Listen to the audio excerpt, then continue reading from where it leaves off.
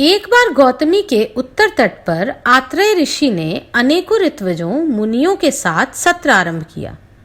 उसमें हव्य वाहन अग्नि भी होते थे।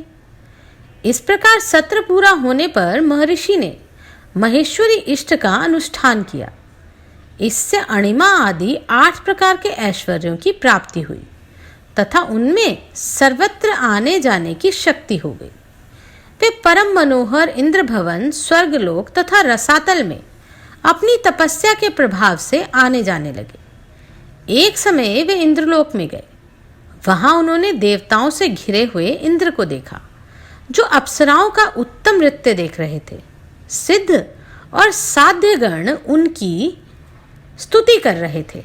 वे सब देखकर पुनः अपने आश्रम पर लौट आए। कहाँ पवित्र गुण वाले रत्नों से भरी हुई अत्यंत रमणीय इंद्रपुरी और कहाँ श्रीहीन सुवर्ण रहित अपना आश्रम। यह देखकर ब्राह्मण को अपने आश्रम से वैराग्य सा हो गया। उनके मन में शीघ्र ही देवताओं का राज्य प्राप्त करने की अभिलाषा हुई। तब उन्होंने अपनी प्रिया से कहा, देवी, अब मैं उत्तम से उत्तम फल मूल भी, चाहे वे कितने भी अच्छे ढंग से क्यों ना बने हों, नहीं खा सकता।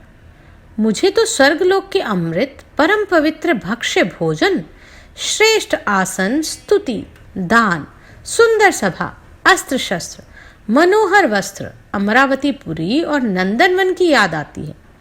यूं कहकर महात्मा आत्रेय ने तपस्या के प्रभाव से विश्वकर्मा को बुलाया और इस प्रकार कहा, महात्मन, मैं इंद्र का पद चाहता हूँ। आप शीघ्र ही यहाँ इंद्रपुरी का निर्माण कीजिए। इसके विपरीत यदि आपने कोई बात मुंह से निकाली तो मैं निश्चय ही आपको भस्म कर डालूंगा। आत्रेय के यूं कहने पर प्रजापति विश्वकर्मा ने तत्काल ही वहां मेरु पर्वत, देवपुरी, कल्पवृक्ष, कल्पलता, कामधेनु, वज्र आदि मणियों से विभूषित सुंदर तथा अत्यंत चित्रकारी किए हुए गृह बनाए। इतना ही नहीं, उन्होंने सर्वांग सुंदरी शची का भी आकृति बनाई, जो कामदेव की विहारशाला सी प्रतीत होती थी। क्षण भर में सुधर्मा, सभा, मनोहारिणी अप्सराएं, उच्चैश्रवा, अश्व, ऐरावत, हाथी, वज्र आदि अस्त्र और संपूर्ण देवताओं का निर्माण हो गया। अपनी पत्नी के मना करने पर भी आत्रेय ने शची के समान रूप वाली उस स्त्री को अपनी भार्या बना लिया। वज्र आदि अस्त्रों को भी धारण किया। नृत्य और संगीत आदि सब कुछ वहां उसी तरह से होने लगा जिस प्रकार वह इंद्रपुरी में देख के आए थे।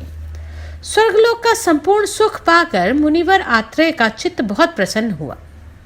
अपार रमणीय विषयों की भी भला किस पुरुष को अपेक्षा नहीं होती। दैत्यों और दानवों ने जब स्वर्ग का वैभव पृथ्वी पर उतरा हुआ सुना, तब उन्हें बड़ा क्रोध हुआ। वे परस्पर कहने लगे, क्या कारण है कि इंद्र स्वर्गलोक को छोड़कर पृथ्वी पर सुख भोगने के लिए आया है? हम लोग अभी वृत्रासुर का वध करने वाले उस इंद्र से युद्ध करने के लिए चले। ऐसा निश्चय करके असुरों ने वहां आकर महर्षि आत्रेय को और उनके द्वारा निर्मित इंद्रपुरी को भी घेर लिया। फिर तो उन पर बड़े बड़े शस्त्रों की मार पड़ने लगी। इससे भयभीत होकर आत्रेय ने कहा, मैं इंद्र नहीं हूं, मेरी यह भार्या भी शची नहीं है। ना तो यह इंद्रपुरी है, ना यहाँ इंद्र का नंदनवन है। वृत्रहंता, वज्रधारी और सहस्त्र नेत्रों वाले इंद्र तो स्वर्ग में ही हैं। मैं तो वेद वेता ब्राह्मण हूँ और ब्राह्मणों के साथ ही गौतमी के तट पर निवास करता हूँ। दुर्दैव की प्रेरणा से मैंने ये कर्म कर डाला, जो ना तो वर्तमान काल में सुख देने वाला है, ना भविष्य में ही।